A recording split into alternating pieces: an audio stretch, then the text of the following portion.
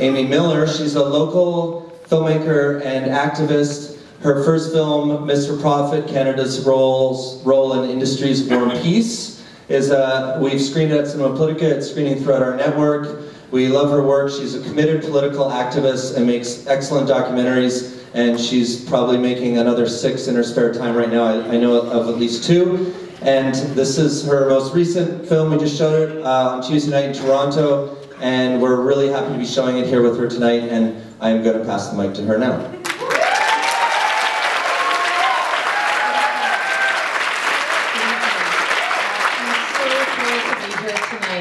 To be having the Quebec premiere of The Carbon Rush during the RIDM and co-presented by Cinema Politica. I'm really excited to share the film with you.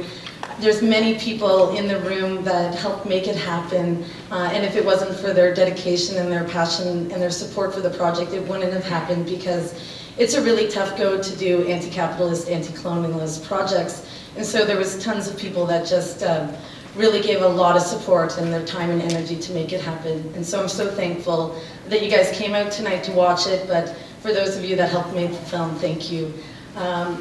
We're going to be having a Q&A after the screening, so stick around, and bon cinéma.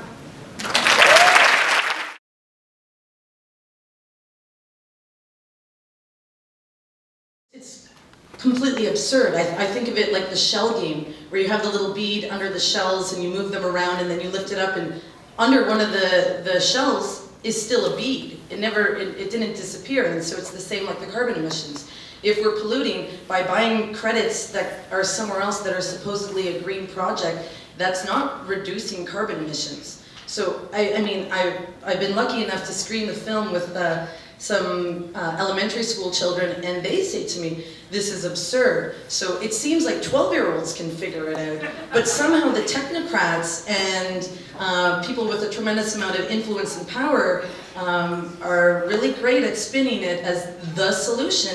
And here we are in 2012, and this really is the primary mechanism being used to supposedly reduce carbon emissions. And who are the people we never actually hear from? The people that actually live at the projects. So that was what I was trying to bring forward with this documentary. I think the World Bank and the IMF have a lot of room to give their messaging about the carbon market. So, I mean, I guess they can do a Q&A at one point to justify it. Or you can come to the debate I'm going to have next Thursday with the dude that's setting up the carbon market here in Montreal. I'm sure it'll be very interesting.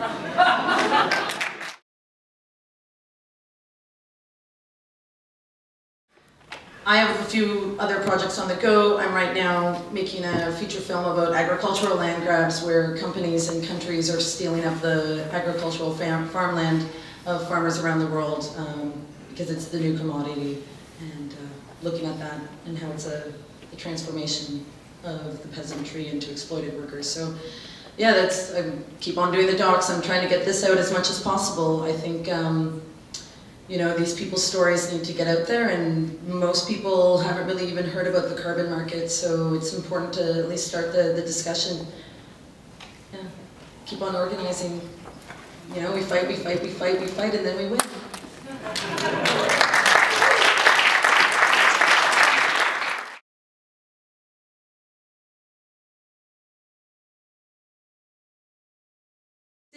Since the film was made, which was not that long ago, and today we're actually at now 61 people who have been killed in the Agwan Valley.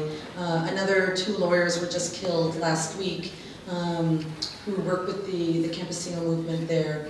And just in the last few days, one of the main spokespeople for MUCA, the farmers group that has been doing the occupation, was just tortured to death by Miguel Facuse's hitmen. So yeah, these stories need to get out. Most people don't even know Honduras exists. Never mind that there's been a coup d'etat. Never mind that there's a large farmers movement that has been doing massive occupations trying to get back some of the land that's been stolen from them. Never mind the fact that the main guy who who has all the land is managing to get carbon credits and make millions of dollars off of this. So yes, I agree. I think it's really important that we don't get our information from corporate media, because corporate media is not interested in us having a just world and seeing equality around the world. They're interested in keeping their profit margins up and continuing this system that allows that.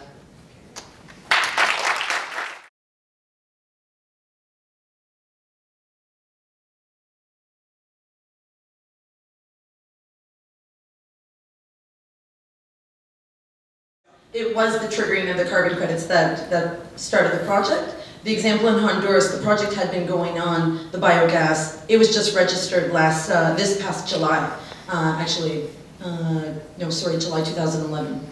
So yeah, it was operating before, people were getting killed before the carbon credits, but despite the fact that it was so heavily documented that farmers were getting killed,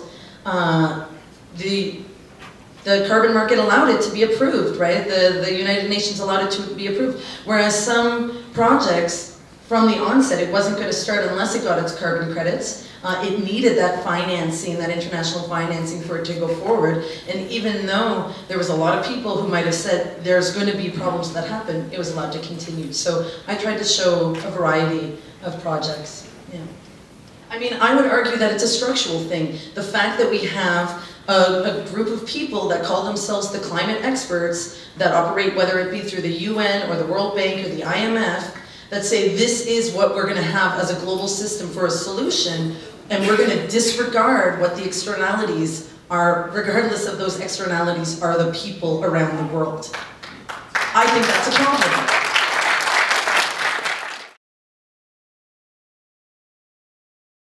There's a website, there's a lot of suggestions on how people can get involved in terms of transforming the world into a better place. That's on the website. There's an interactive digital game online that people can see on the website. There's lots of information and resources, so the address is thecarbonrush.net. So thanks so much for coming out. I really appreciate you taking the time.